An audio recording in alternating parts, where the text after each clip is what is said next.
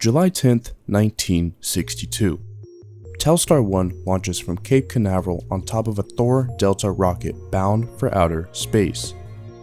While small and remarkably basic by today's standards, this was a big deal. Telstar 1 marked the beginning of a technological revolution, one of satellite-based communication. The purpose of Telstar 1 was quite simple at the time. Its main goal was to facilitate the transfer of telephone and television signals across North America and Europe. That was 60 years ago. Today, the satellite communications industry has boomed from one dominated by government-backed corporations to one actively influenced by smaller, more consumer-oriented companies. Everything from satellite TV through providers like Dish or AT&T to the GPS inside of your cell phone is a direct result of the expansion of satellite networks over the last half-century. However, there is one major technology in most of our day-to-day lives somewhat surprisingly reserved to terrestrial infrastructure: the internet. While satellite-based internet does exist, it's the thousands of miles of fiber optic cable laid underneath our towns, cities, and oceans that help keep the World Wide Web online.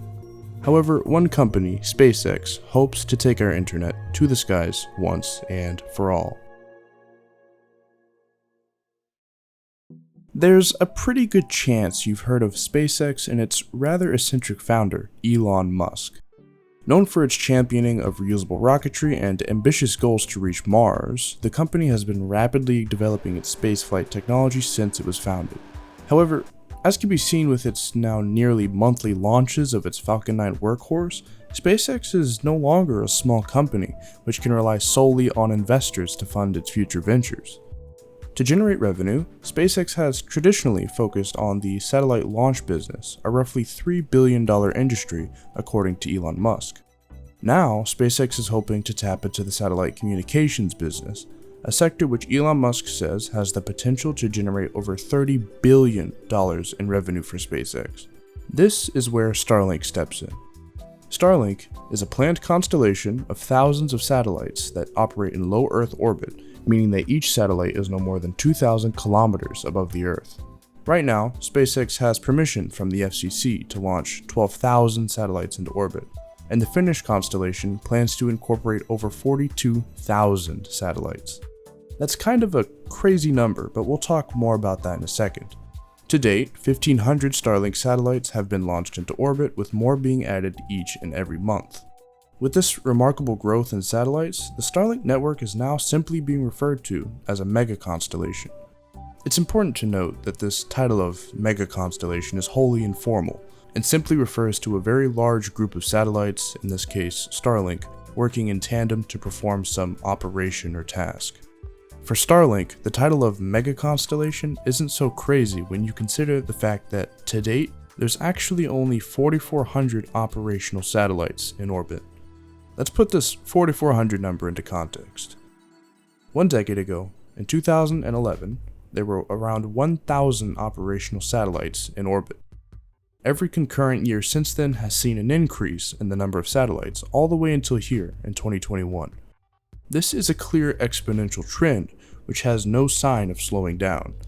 You may also notice that 2021 has a considerable spike over the previous year, and that's not by accident. As of May 15th, 2021, SpaceX has added 722 satellites into orbit this year alone. That means that 1 out of every 6 operational satellites in orbit have been launched by SpaceX for Starlink just this year. In fact, Starlink satellites now make up over 1/3 of all operational satellites in orbit. It's important to note that Starlink is not the first service of its kind. Satellite-based internet is already being actively pursued by other companies like Amazon, Telesat, and OneWeb. Additionally, you can already get satellite internet from companies like Hughes or Viasat. It seems like everyone has their fingers in this emerging market, but Starlink has several key advantages. For starters, it's fast, like really fast. Compared to current offerings for satellite internet, which advertise speeds anywhere from 1 megabits per second to 25 megabits per second, Starlink is already offering speeds of anywhere from 50 to 150 megabits per second, with targets upward of 1 gigabit per second in the near future. Location. Most internet satellites operate in geosynchronous orbit, an orbit whose rotational period, or time required to complete one orbit, is exactly equal to one Earth day. In order to do this, satellites are placed around 22,236 miles above the Earth's surface. The time required to send signals to and from this height is known as latency. The latency of geosynchronous satellites can range anywhere from 240 milliseconds to as much as 500 milliseconds. That means for almost all current internet satellite networks, you could expect as much as a half-second delay when sending and receiving data. Contrast this with Starlink satellites, which only operate around 800 miles above the Earth's surface. In this case, latency can be as low as 10 or even 20 milliseconds, a significant improvement over current offerings. Starlink satellites are super compact. While no official numbers for their dimensions have been released, SpaceX's Falcon 9 regularly launches 60 satellites at a time because of their flat-packed design. OneWeb takes a similar approach, making each of their individual satellites small so they can be tiled within a rocket's fairing. These satellites use this small size to their advantage.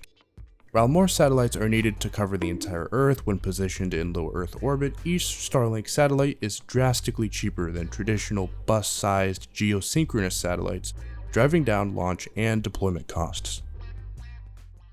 Starlink as a service is not about leeching customers from traditional broadband markets.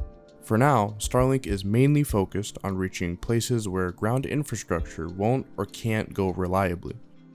For Starlink, this means targeting people in underserved communities like those in Africa, Central America, or even those in the rural United States. The US in particular is a pretty good example of Starlink's preferred customer base. As of 2019, the number of United States citizens actively receiving internet from satellite-based communication is hovering around 8 million. That's no small number, but it's only equal to about 2.5 out of every 100 US residents. However, it's still a far cry from the number of Americans who have absolutely no access to reliable high-speed broadband, at approximately 19 million. That's 6 out of every 100 US residents. Unsurprisingly, this 6% is highly concentrated in rural areas containing little to no physical internet infrastructure. This is satellite-based internet's biggest advantage. Satellite users don't rely on the promise of future or current ground infrastructure. They rely on satellites overhead. The 6% of Americans in rural America is Starlink's target US customer base. It's not people in dense cities or those in the suburban United States with an average to above average ground-based internet connection. Starlink wants to bring the nearly 20 million Americans who live in areas where ground-based broadband simply doesn't or won't reach online. When you expand your view outside of the US to include the entire world, the number of people without reliable internet grows to nearly 3 billion. 3 billion people without reliable internet access, if any. Starlink's main advantage is now clear. With a finished mega constellation, Starlink has the potential to connect billions of individuals to the internet, those who are missing out on a digital revolution solely based on their situation. What's often overlooked, however, are the implications of Starlink's ambitious satellite constellation. Let's go back to that 4,400 figure representing the total number of operational satellites. You could think of this number as the number of commercial, governmental, and scientific satellites actively transmitting and receiving data. What this figure does not include, however, is the number of inactive satellites or active pieces of space debris floating around in space alongside them. If we include the number of dead satellites, about 3,000 of them, and the number of actively tracked pieces of space debris over 10 centimeters, the number of objects in space skyrockets to almost 42,000. If you were to include the estimated number of human-made objects over 1 millimeter, that number jumps to 128 million. 128 million man-made objects in space, all swirling at hypervelocities well over 17,000 miles per hour. While the space above Earth is vast, the space is, somewhat ironically, only so spacious. If even one of the proposed 42,000 Starlink satellites were to collide with a piece of space debris or another satellite, that would more than likely introduce tens of thousands of pieces of new space debris into an already crowded space above the Earth.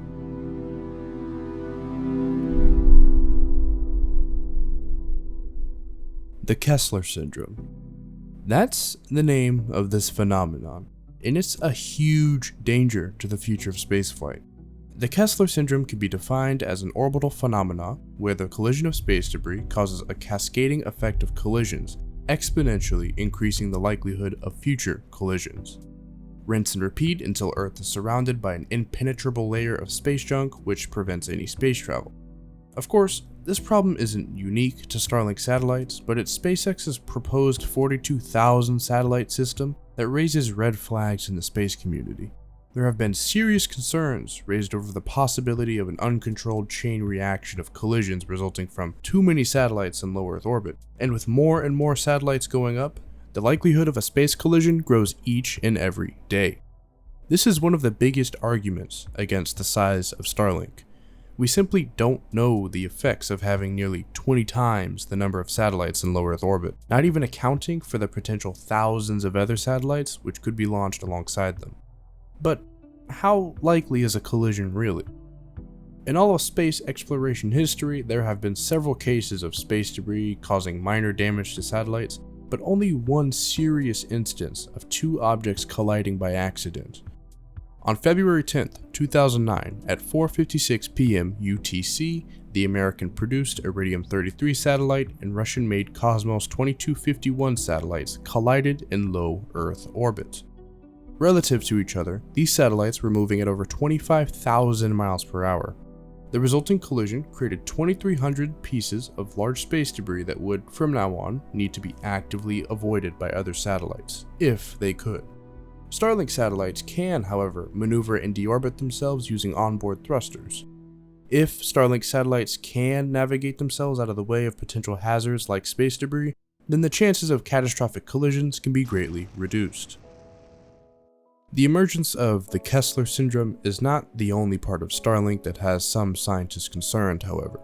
There is a major worry among amateur and professional astronomers alike that Starlink satellites are, well, too bright. There have been several reports of Starlink satellites being visible from the ground and even being mistaken for UFOs. So how bright are they really? Well, for one, they are visible to the naked eye, at least some of them. This enough suggests that these satellites do have the potential for interrupting telescopes on the ground. In fact, take a look at these images. All of these bright streaks in the sky that you see are Starlink. To many astronomers and amateur stargazers alike, this light pollution is completely unacceptable. Starlink does have a solution to this, however: VisorSat. VisorSat is one method SpaceX is trying to use to reduce the apparent brightness of their satellites, and they have proven themselves to be somewhat effective. Studies have shown that VisorSats added to Starlink satellites have reduced their brightness to just 31% of those without VisorSats. While it's a significant decrease in brightness, it's still not enough to convince many astronomers that the thousands of future Starlink satellites won't blot out the sky. Starlink has the potential to become something great, to become something wholly revolutionary and accelerate the adoption of internet access for those who can't access it now. The implications of this are incredible. While it may mean that we have to deal with more angry Twitter users, it also means that more people will have access to resources to make them smarter, efficient, and more productive. On top of that, Starlink could be the catalyst that would allow Elon Musk to finally make the push to Mars, finally fulfilling the dream of so many for humanity to become a multiplanetary species. However, Starlink still has several major issues to clear up. For the time being, it is brutally expensive. As of the making of this video, the starter kit alone costs $500, and maintaining internet service will cost you an additional $100 a month. Today, the price of Starlink is wholly impractical for serving the wide market SpaceX wants it to, but economies of scale have the potential to drive down this cost over time. Additionally, Starlink will have to directly compete with other emerging technologies such as 5G. With 5G networks being built out across developed nations, consumers could be driven towards the cheaper and more developed infrastructure on the ground. As we've also seen, if not correctly orchestrated, these satellites will collide. With 42,000 Starlink satellites alone, the proposition of a satellite collision is no longer a matter of if, it becomes a matter of when. Additionally, there's still a lot of unanswered questions. What will be the long-term effects of Starlink on ground-based observation?